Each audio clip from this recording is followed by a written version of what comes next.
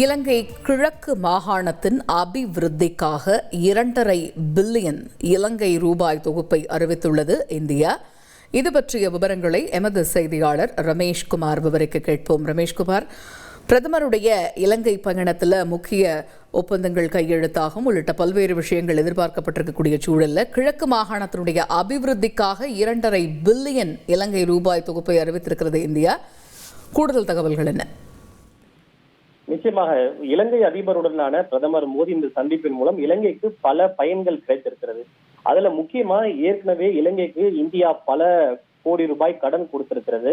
அந்த கடனுக்கான வட்டியை குறைப்பதற்கு இந்தியா முன் வந்திருக்கிறது. இந்த கடன் மறுசீரமைப்பு திட்டத்தின் மூலமாக இலங்கை மக்களுக்கு உடனடியாக உதவியாக இருக்கும் என்று பிரதமர் மோடி தெரிவித்திருக்கிறார்.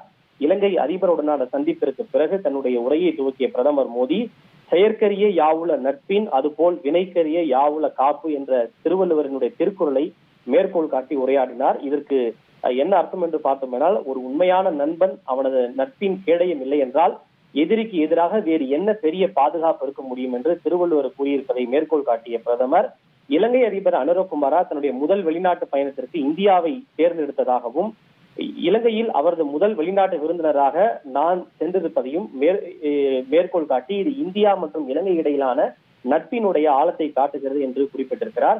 மிக முக்கியமாக இலங்கையில ரொம்ப நீண்ட ஆண்டுகளாக வலியுறுத்தி வரக்கூடிய விஷயம் 13வது அரசியல் சட்ட திருத்தத்தை நடைமுறைப்படுத்தப்பட வேண்டும் என்பது நீண்ட நாள் கோரிக்கையாக இருக்கிறது. அந்த 13வது அரசியல் சட்ட திருத்தத்தை இலங்கை விரைவில் நடைமுறைப்படுத்தும் என நாங்கள் நம்புவதாகவும், இலங்கை தமிழர்களின் அபிலாஷைகள் கவனத்தில் கொள்ளப்படும் என்று தாங்கள் நம்புவதாக பிரதமர் மோடி குறிப்பிட்டிருக்கிறார்.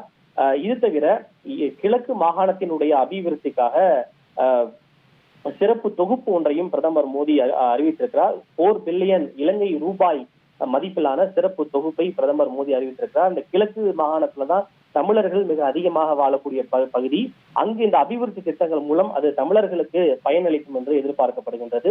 தொடர்ந்து பல்வேறு தொகுப்புகளை பிரதமர் மோடி இலங்கை அதிபரிடம் வலியுறுத்தி வருகிறார். குறிப்பாக மீனவர் பிரச்சனையை பொறுத்தவரை இந்த விவகாரத்தை நாம் மனிதாபிமான முறையில் அணுக வேண்டும். பறிமுதல் செய்யப்பட்டுள்ள படகுகளை உடனடியாக விடுவிப்பதோடு மீனவர்களை விடுவிக்க வேண்டும் என வலியுறுத்தி இருப்பதாகவும் பிரதமர் மோடி தெரிவித்திருக்கிறார். விரிவான தகவல்களுக்கு நன்றி ரமேஷ். செய்திகளை உடனுக்குடன் தெரிந்து கொள்ள உடனே சப்ஸ்கிரைப் பண்ணுங்க.